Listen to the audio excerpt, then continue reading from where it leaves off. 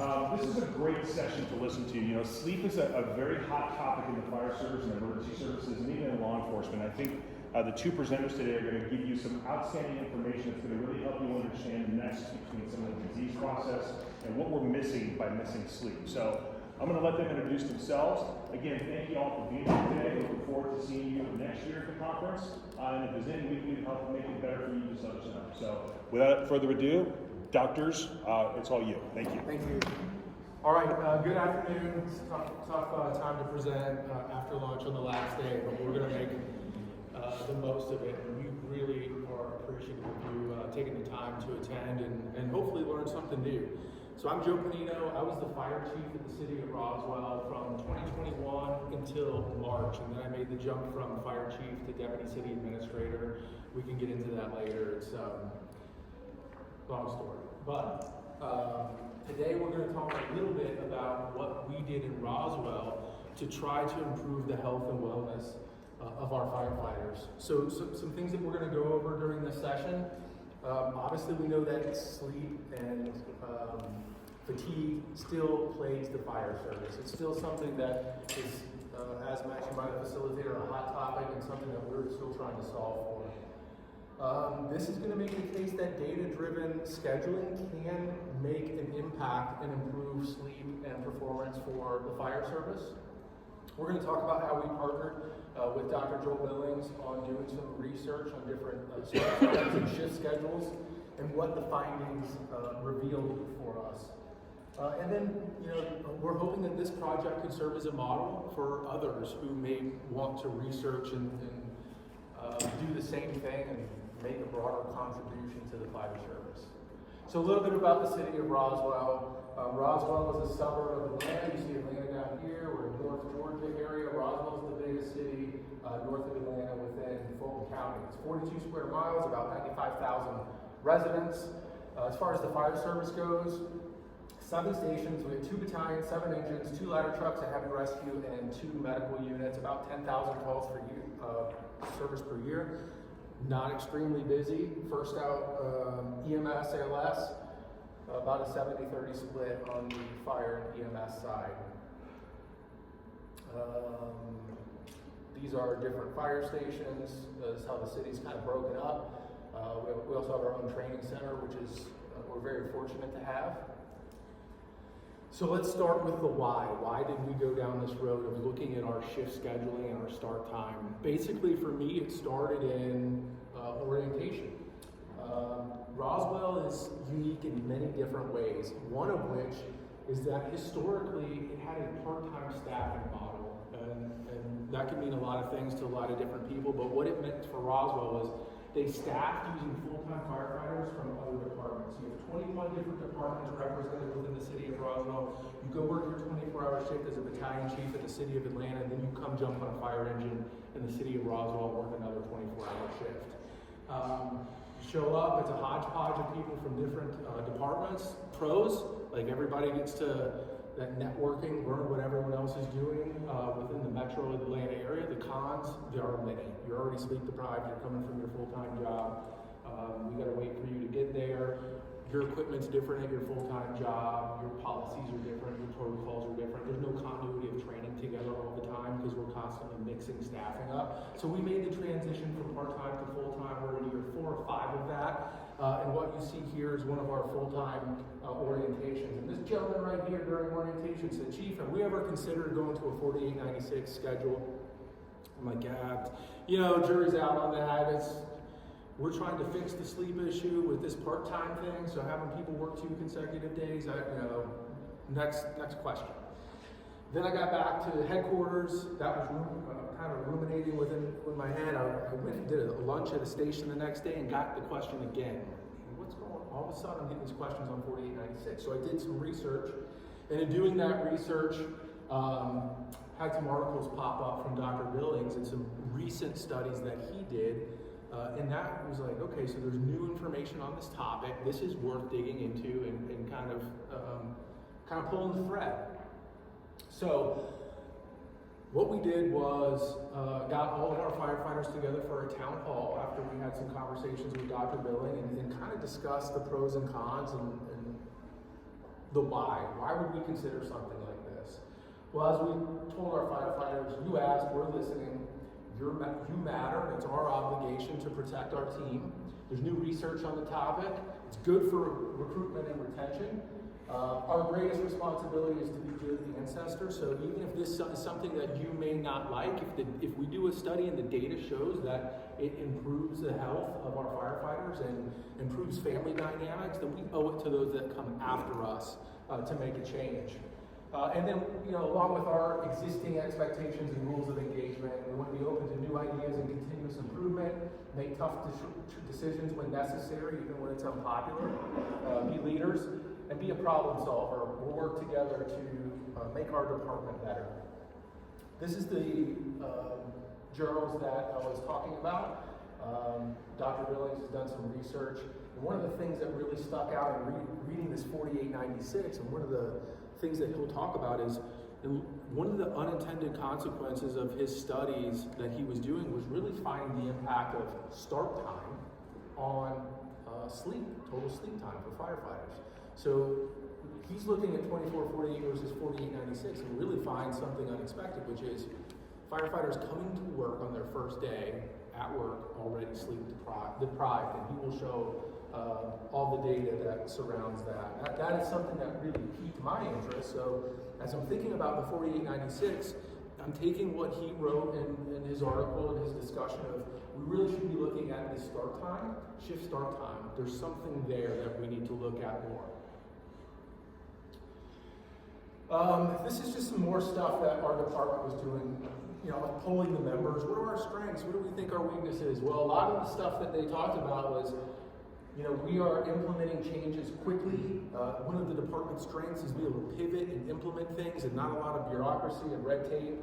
And one of the opportunities our members said is there's an opportunity to be more proactive in developing unique innovations. So of course, as I'm going over this town hall meeting with them, I'm bringing this stuff up. Like, this is what we said we were about. So let's keep on this vein of being innovative, and let's be bold and try things.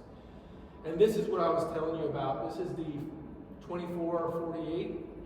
So you can see here, and you will see these quite a bit more when Dr. Billings presents. Our firefighters, and this is from Stillwater, Oklahoma, firefighters were getting up at 5:38 in the morning on average to report to work. It's their earliest wake-up time, followed by when they get up to go home from work the next day. Their worst sleep is before going to work. So we think you come to work rested. In reality, you come to work sleep deprived. So we were focusing on how do we fix this? 4896 is great, everyone wants to do it, I'm all about it, but how do we get the best benefit out of it? So when we got all of our firefighters in the town hall, we kind of went through some of the pros and cons. I stood at the front with an easel and whiteboard and said, okay, hit me with here's what we came up with, what do you have? And for every pro, they did a pretty good job of a con, like potential for enhanced team cohesion. I cite somebody here. More time spent with the crew enhancing cohesion. They're like, yeah, chief, unless you're spending it with someone you don't like, and then it's like 48 hours of suck because the people you're with are annoying you. One of the things that we did, and we'll talk about this, is actually realized a 60% reduction in commute overall, which was big, especially if you're talking about Atlanta. Recruitment and retention, duplication of work. You're checking out a fire engine once for a 48-hour shift as opposed to once for a 24-hour shift. So over time, that's a lot less duplication of work. More weekends off, 18 two-day weekends off with a 24/48 goes to 26 4-day weekends per year. So this is a picture of the town hall, and some of these slides I'm showing you all right now. The orientation was in January of 2024 when I got posed that question. Contacted Dr. Billings in February. We started these town halls probably in April. As we're talking with Joel, how are we going to study this? How are we going to put some data behind this? 80% of our folks were in favor of the 4896, which that goes along with all the research that I've seen. Generally, it's about 80% people want to do it, and then when you actually implement it and reevaluate, that goes up closer to like 100% once people try it. We went over the pros and cons. We did some polling on, and this is where having the right culture within the organization matters. I basically stood in front of them, went over the research and said, we owe it to the fire service to give this a shot. Will you trust me?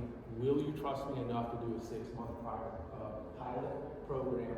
Will you trust me enough that if it doesn't work, we will roll it back and we'll do something different? Let's just try it. 100% of the membership said, yeah, Chief, we're on board, we'll give it a try. And I talked with them about why we needed to change the start time based on the research that Dr. Billings did. My goal was to make sure that we didn't have a start time that artificially woke people up just to come to work at 7, or 8, which ours was 8. We can talk about why it was 8 or why it's 7, but I knew as the fire chief that was within my control to change that. So my charge was, we can make it whatever you want. I'm not going to disrupt your normal circadian rhythm just to go to work or to come home from work. So for me, that was no sooner than 10 a.m. in the morning. Surprise, they picked 10 a.m. because it was the closest to what we already had. And firefighters, they want to get off work and go home and enjoy their time with their family. And they thought, man, if we change shifts at noon, like the day's half over, and then my first day off is kind of shot. So we settled on 10 a.m. Other options were like 8 p.m. I had this idea, like, well, what if you had a 48-hour shift and you're tired and you go home and it's 8 o'clock at night, you could go to bed with your household essentially, get back on that routine, wake up the next morning and be a functioning member of your household. They did not think that way. So we did the 10 a.m. start time. We're all good, we're settled for 10 a.m., we're gonna do this study, town halls are done, I got in front of them. And then they came back to me unexpectedly and said, hey Chief, we did this whole analysis on traffic patterns in the metro Atlanta area. We did all of our addresses. And actually 10 a.m. is not good. It doesn't really buy us much. We'd rather do 11 a.m. because if we leave work at 10 a.m. and try to get home, we're essentially getting home the same time as if we left at 11. I said, fine, we can change, we can pivot, we'll do 11 a.m. Other things that we looked at, trying to look at all the variables, our call volume by time of day, just making sure that we weren't going to inadvertently have some service delivery issues, which we weren't going to. It was nominal. But trying to check all the boxes as we are venturing into this great unknown. Cultural considerations. This is what I dealt with at the town hall meetings. Chief, I've worked this schedule for so long and I understand what you're saying, but my body's pretty much used to it at this point. And even if you changed it to 11 a.m., I'll still get up at 5 a.m. anyway, because that's just what I normally do. So we had to have all those conversations, and sometimes it was like, just humor me, let's just try it. In my mind, I'm thinking, your body getting used to this crazy sleep schedule that firefighters have, it's like saying that your body gets used to smoking cigarettes. Like yeah, you might somehow get used to it, but it's still damaging. We still know that it's having an impact on your body. So some of the results, and Joel's going to go into the results in a lot more detail. I'm trying to set some context up. The one thing that we also did is we surveyed the families. We have a contract with a company called OneSource that does our peer support and psychology services for the organization. We brought them in and said, we want to make sure the families are a part of this. We want a holistic kind of approach. So we did some surveys pre and post for our firefighters' families. And here's kind of the results. 90% of the spouses like the new schedule. 84% believe their partner's mental health improved, less burnout, more relaxation. 70% report their partners are more present, both mentally and physically when off duty. 63% observed improved sleep and restfulness. Most spouses say their children enjoy more time with the parent. 78% report greater help at home.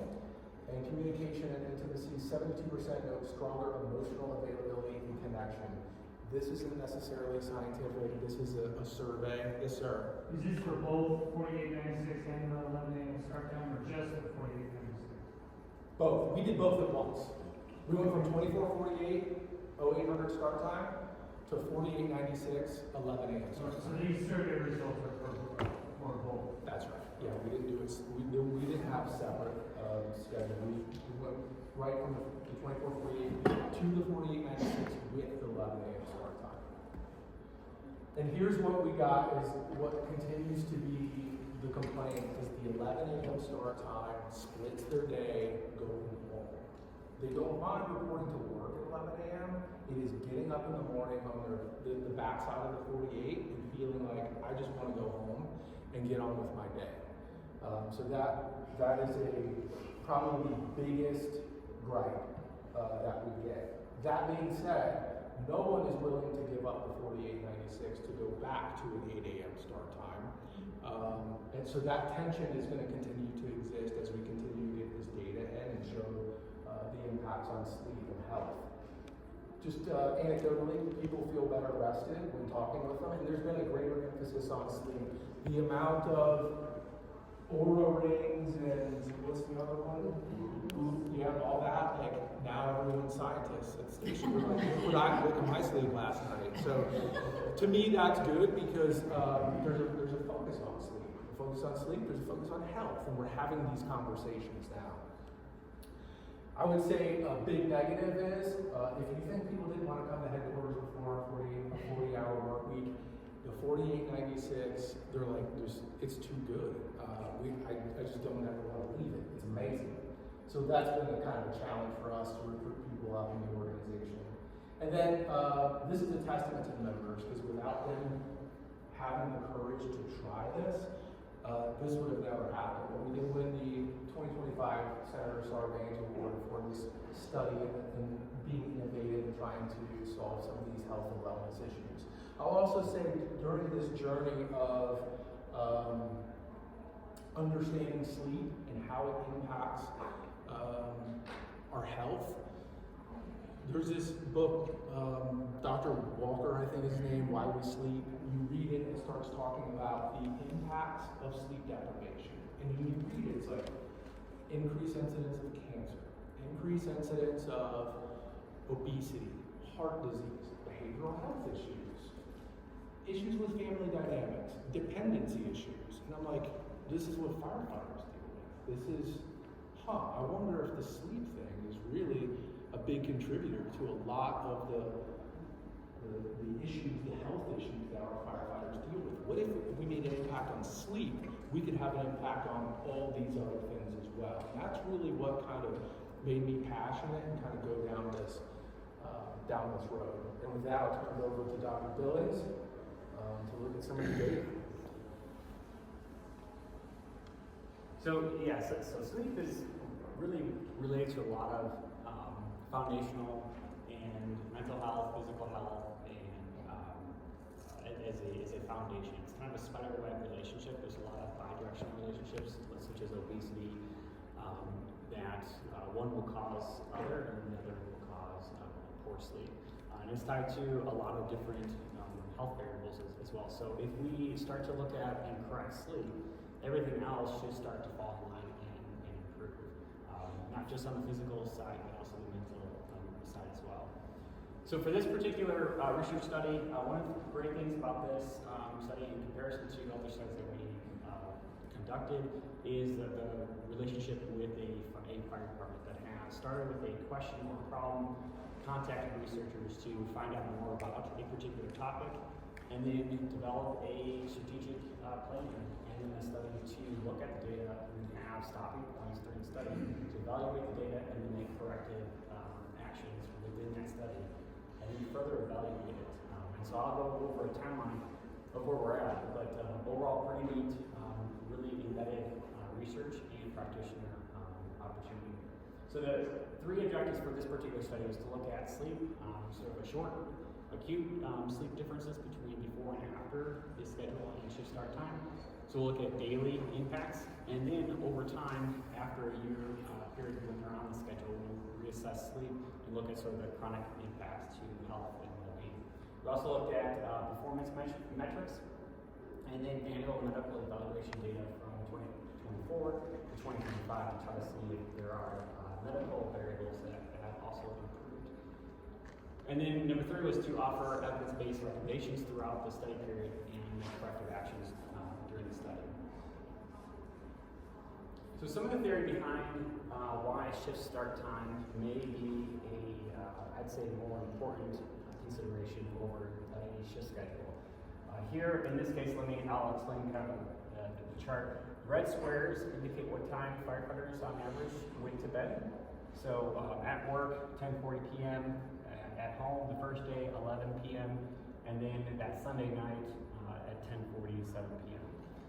In sleep medicine, circadian science, people typically go to bed at the same time across the week. Maybe on the weekends, so Friday night and Saturday night, they may delay it. It's called social jet lag, where either social and family environments force people to stay up a little bit later. And then Saturday and Sunday morning, they'll sleep in a little bit later. That reverts during the work week on Monday morning when you're kind of waking up early to start that new work week. And so here, the triangles are what time firefighters on average woke up in the morning. So at work, at the end of their shift, 6 o'clock. At home, which we might consider sort of a baseline, about 8 o'clock they woke up. And then again, Sunday night, early in Monday morning before they commuted to work, woke up at 5:30. So we can see that this relationship of what time they woke up really corresponds to the sleep duration, right? And it makes sense. Most people are going to wake up based on their alarm clock, and that's going to dictate how much hours of sleep that they received.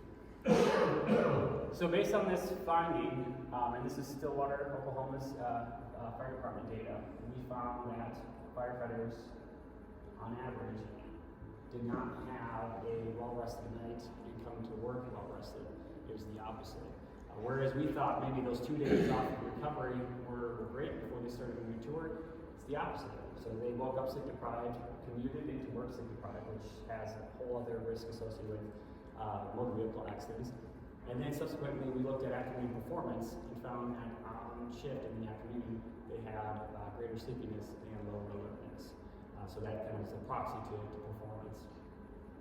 So not only were they sleep deprived, but then later on it impacted how they worked. So in this particular department, they started at 7 a.m. and then their sleep offset at home was about 8 o'clock. So we think about this as a baseline. The question would be, what if we had a shift start time that would allow them to keep the same sleep offset in the morning every single day throughout their tour? What would that look like in terms of sleep pattern and then overall health and performance after they become used to this new schedule, right? If their in-bed time stays the same and their sleep wake-up time stays the same, what does that look like in terms of sleep pattern and then duration? So the theory was, if we factor in the commute to shift start time, that duration, which was about 90 minutes, that would indicate a shift start time about 9:30 in the morning. Again, this is just a theory standpoint. So we map that same relationship on the commute days, we might see an increase in sleep duration. Maybe that increase in duration starts to fall into the normal category between 7 and 9 hours, what's recommended for adults. On the 4896, same thing. They woke up on that Sunday night, terrible sleep, and then they reported to work and have lower alertness. This first night at work, you see it's a little bit increased compared to that second night, and that's basically because they're already at the station for overnight, so they don't have to wake up early to commute in. They just have to wake up and then quote unquote report to work. So we see a little bit more of a sleep duration. This could be one of the benefits of the 4896, depending on what time firefighters have to quote unquote report to duty and basically get out of bed and be in the station. And of course, when they woke up early to go home, that's where we see another shortened sleep duration. In this particular case, their sort of habitual wake-up time, which would be considered baseline, is about 7:30. So if we factor in that 90-minute commute to shift start time, we could see, in this case, a hypothesized time of 9 o'clock. Joel, Yes. back up real quick. When I was doing the research initially and looking at this 4896 swap, and this is the article that I looked at, this is what spoke to me right here. This is what time their bodies wanted to wake up when we weren't influencing them. This is within our control right here, and this is how we were disrupting this normal wake-up time. This is really was the impetus of me saying we're not going to have a shift start time that is going to cause this and this and this. I want to see this throughout. This is really the slide that spoke to me. Yeah, and this would be far worse. You can see here's a box plot, and basically you have your range. You have some people that are a little bit less than 1 hour at night on that Sunday night. This is going to be much worse for those that live further away and have a longer commute, because they're obviously going to have to wake up earlier for that 7 a.m. start time. So the question again is if they were able to maintain, because they're doing it on the first 3 nights at home, whatever child responsibilities, family and social obligations, if they're able to keep this on the last night and then throughout work, what would that do in terms of circadian rhythm and sleep duration? So here, just charting out that relationship again with sleep duration, and then putting our hypothesized data of 7 hours, we might see some increase in sleep duration among these nights. Specifically, the commute to work, and then potentially the commute at home. So the project timeline started with a baseline assessment. Before they did any changes, we went in and assessed sleep using daily surveys, baseline survey, and some objective sleepwalk-wearing devices. They did the 2 interventions at once, July 7th of 2024, and then 2 months afterwards, we started to follow up with our acute assessment of sleep data. In January, I analyzed that data, met with the department, and did some debriefings, and asked some questions of what's happening in these specific times, and we'll discuss that a little bit, so that they can make some corrective actions, so that I can reassess this and at the 12-month mark. That just took place, and so we're starting to assess that data, as well as the annual medical evaluation data from 2024 and 2025. And then here in the next couple months, we will have our final report for the department. So data collection, I said there's 3 things that we used. Our baseline and follow-up questionnaires. Those are going to be like habitual over the last 30 days. How did you feel? X, Y, and Z. And we assessed a lot of variables. So anything and everything that could impact sleep, we wanted to capture to give a nice profile on each firefighter participant. So sleep quality, sleep habits, both at work and at home. Insomnia, so we screen for sleep disorders, so general health, fatigue, anxiety, depression, job satisfaction, and a whole list of demographic variables. Again, anything that could impact sleep, we want to capture it so that we can try to control for it. In addition to that, here I'll show you the daily stuff and why it's so important to look at how firefighters sleep and how they perform throughout the day. We looked at everything call related, so the frequency of calls each night, the duration of those calls, the timing, when they occurred at night, and then the type of call. We also asked about sleep quality in the morning upon awakening, how they felt, sleepiness during the day, as well as daily assessments of mood, fatigue, and stress and anxiety. And then the sleep tracking, similar to the Aura and Whoop bands, this is just a medical research grade Fitbit, essentially. It's an accelerometer. And through the algorithm and software, we can look at total sleep time, so that's the actual duration of sleep during the night. Sleep efficiency, that's how well you're sleeping. Sleep onset latency, that's how long it takes you to fall asleep once you start to initiate sleep. Number of awakenings, and then wake after sleep onset is how often you're moving around during that sleep period. And then of course, with our sleep-wake data, we can map out the entire sleep pattern throughout the entire study duration. So our overall results of the participants at this time, there were 48 full-time career firefighters. 43 of them consented to participate in the study. During this period of time, 6 became ineligible. Either they switched positions within the before we withdrew from the study. So we had 33 completed, successfully completed the baseline questionnaire and sleep activity. In the follow-up, the 2-month follow-up, we had 14 who successfully completed it. Now that's other than the 14, they're not completely excluded from the study. They just didn't complete all the data for the sleep activity. It was during the hurricanes in October of 2024, and so a lot of people didn't follow the schedule. And for this particular study, it's critical that they follow the 4896 day by day. So if there was a deviation within that, they took a vacation or they took overtime, we had to exclude that data so that it didn't mess up the data. They're not excluded completely from the study. We reassessed them at the 12-month follow-up. That left us with a 33% participation rate. Seems low, but that's kind of in line with social sciences.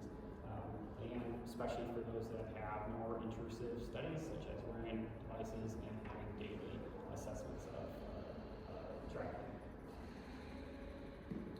So overall results, I'll kind of go over this really quickly.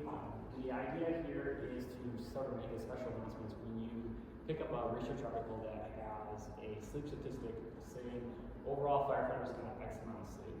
And I'll show you how and why it's important to not necessarily consider these values or one overall value rather than look day by day throughout a particular study. So most research will say overall firefighters got 6.7 hours of sleep or just one single value.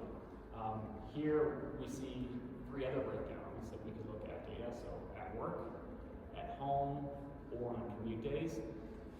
And then I'll show you kind of day by day. But even at home, if you remember on the charts before, firefighters got their most sleep at home, but then also the least amount of sleep at home. So if you average those 2 numbers, it may be quite different or quite low compared to specific days within the tour. So I encourage you guys to, when you pick up research articles, to not just question that particular number and look and investigate a little bit more and see if there's daily data. Okay, so here is the Stillwater data. Remember this chart that I showed you before, least amount of sleep on that Sunday night. Again, on work day, and then at home they got some sleep. That relationship with the Roswell data was very identical. In bedtime, stayed pretty consistent. It was only a range of 41 minutes. So their earliest time in bed was that Sunday night, and that was the same thing, or very close to Stillwater's data. And then the range across the days were same. Again, sleep medicine, circadian science typically says that people will fall asleep at the same time each day. What varies is the sleep offset. And again, it's a very similar relationship with Stillwater's data. Earliest happening on the commute to work, and then again the commute to home. Stillwater was at 7 a.m. start time, and then Roswell was at 8 a.m. start time. The 4896 for Stillwater, what I want you to kind of look very closely at is, again, the commute into work on that quote-unquote Sunday night. And here we see a very different change. So from the 8 a.m. to 11 a.m. start time, we see that they woke up very close to what their habitual time was, about 7 o'clock. Woke up at 6:30. And so we'll see across the board, now their sleep wake pattern is a little bit more normalized. In addition, 7 to 9 hours is the National Sleep Foundation's recommended hours for an adult. And we see that at home, they met that criteria.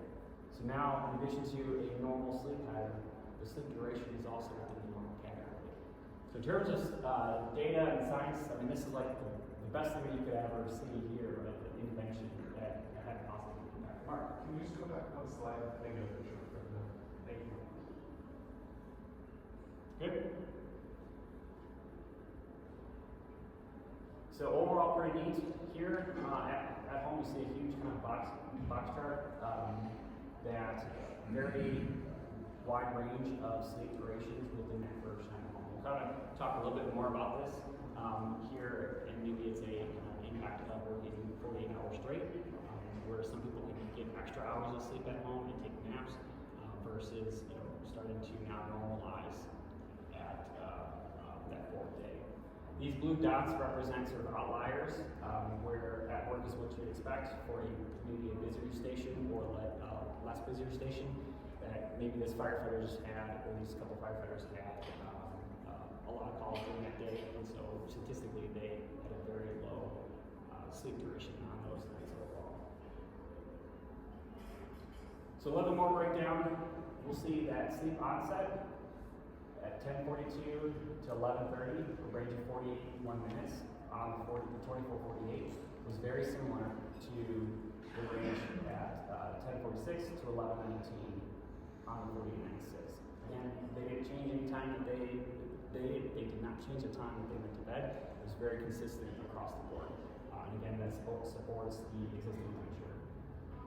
Home sleep, 7:20 in the morning versus 7 o'clock across the days. So very similar again, what time they went to bed, or what time they woke up at home. Here the big difference here is the commute to work. What time they woke up was 5:30 in the 24:48 versus 6:30 on the 48:96. So an hour difference on the 48:96. And that hour difference isn't just an hour difference overall. It's an hour difference every single time they repeat that cycle.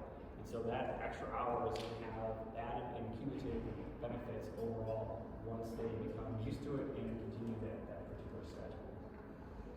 Again, here the idea is if we correct sleep, that's going to have a cascading downward effect on correcting other areas and domains of the body. So the conclusions for this particular comparison is sleep onset, the earliest was last night at home, and then the latest was the last night at work. Right? So going to bed earliest, and then going to bed latest. Pre-tour sleep improved 1 hour, which resulted in the sleep pattern normalizing, and then the duration of sleep becoming normal, in the normal range. And then we'll see, if you look at the 2 different days at work, sleep improved the first night at work because they were already at the station. A hidden sort of benefit of the 48:96. Okay, so now let's look at a little bit closer into the data. So across the board, here TID is time in bed, so that's the whole duration that they're laying in bed. Total sleep time is the actual sleep portion of that. Sleep efficiency is just these two numbers divided by each other. So we'd like to see anything over 85%. Otherwise, something less would be that you're kind of tossing and turning, rolling in sleep, and not sleeping. Wake after sleep onset, this is just the count, minutes-wise, of not sleeping. Number of wakes, and this could be micro-wakes of tossing and turning. And then night calls per firefighter. So this particular department at the time had less than 1 call individually or unit a night.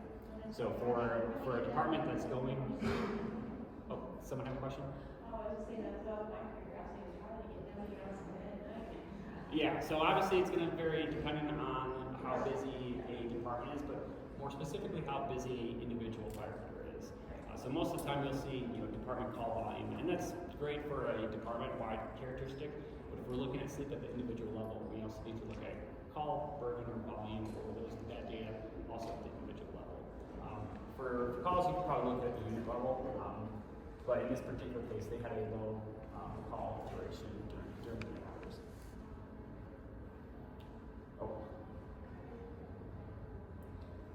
So in the morning, we asked how they felt upon waking, and so we'll come back to this a little bit later as well.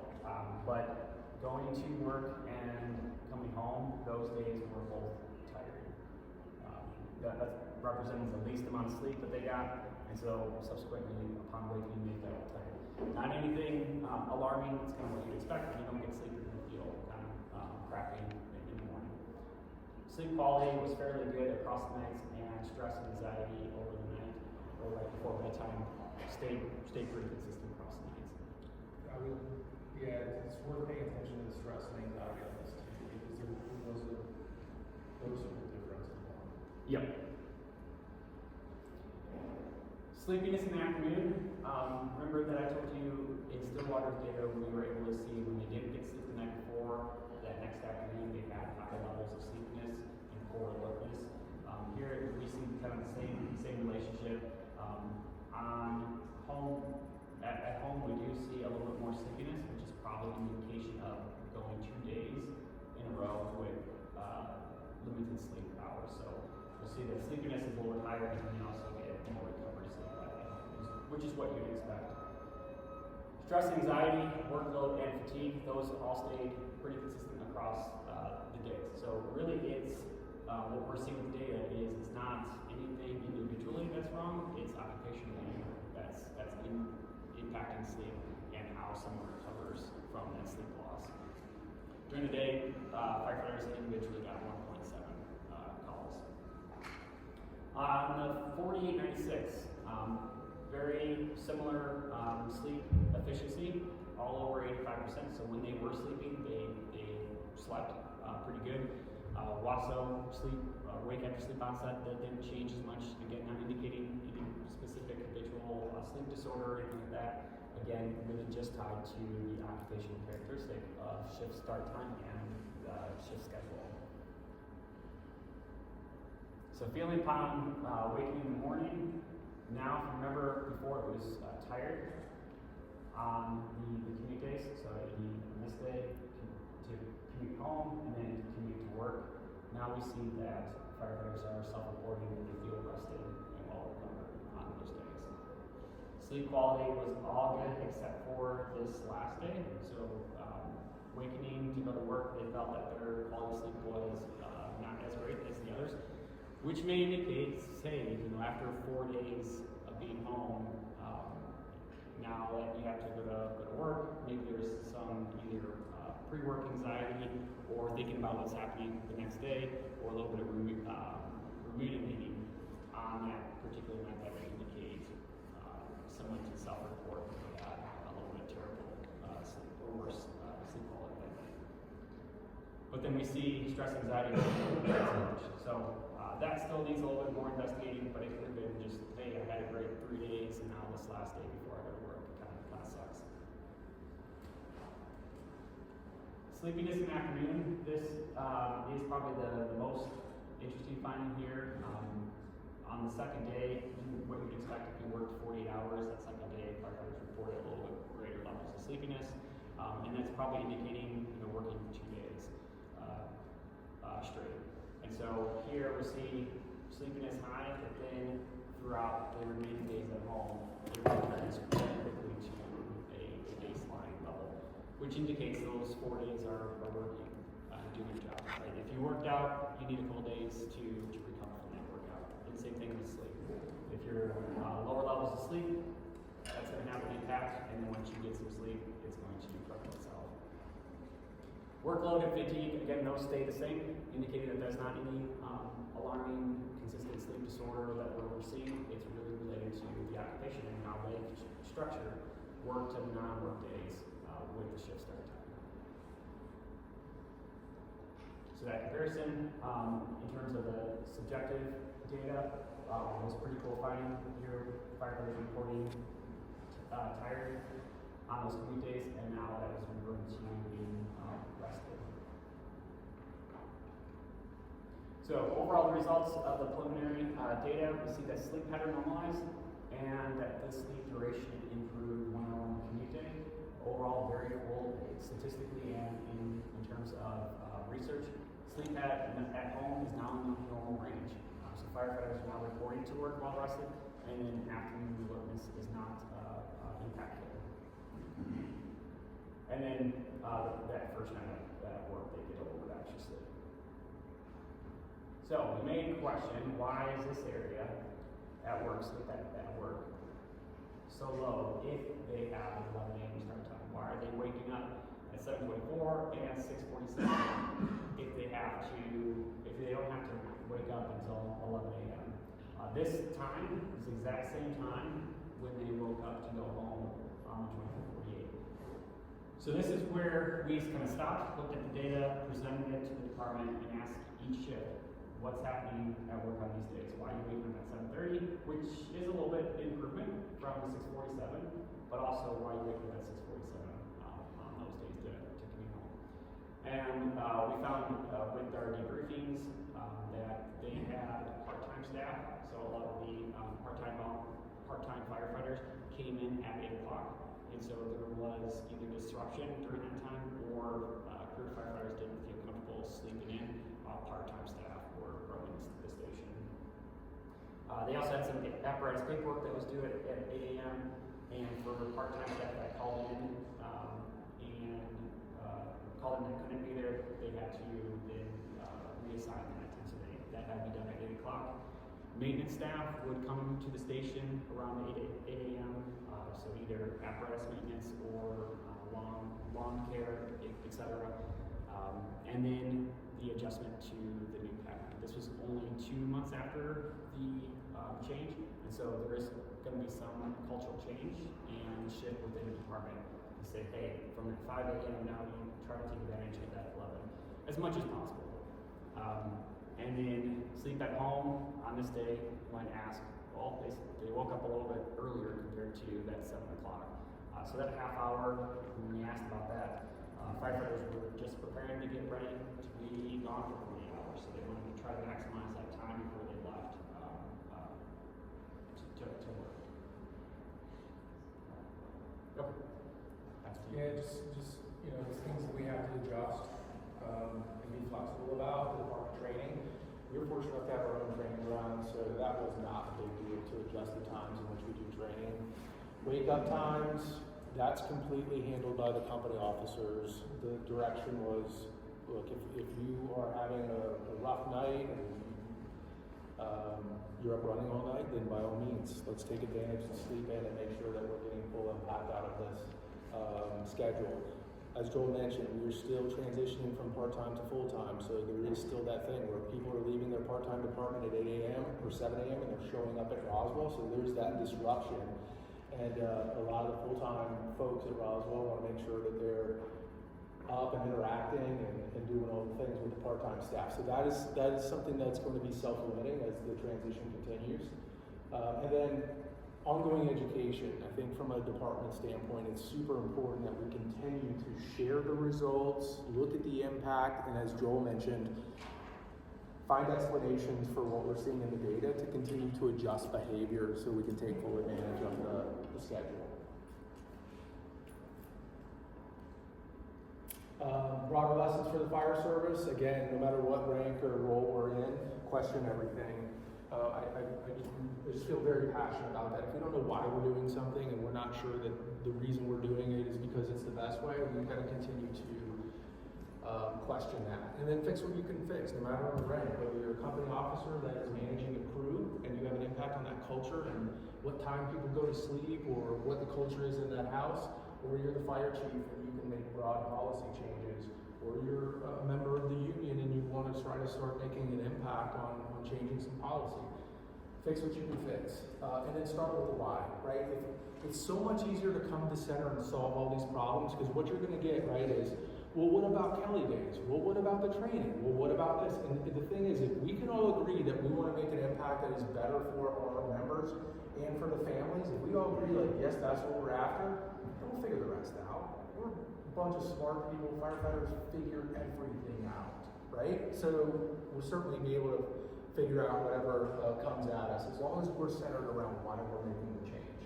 And then tradition is important. We never want to kind of take tradition away from the fire service, but let's be clear when it's important and when it's not. If it's not serving us, let's be willing to move away from it while still embracing the traditions that matter to the fire service and our folks. Yep, so those changes started to take place and then we reassessed the firefighters last month, so we'll be analyzing that data and having, maybe a presentation for that. This was a pilot project, and we do have a FEMA grant that's going to look at this at a national level. So if you have any, know of any departments that are interested in changing their shift start time, we have a FEMA funded study to look at that impact. Just let us know, and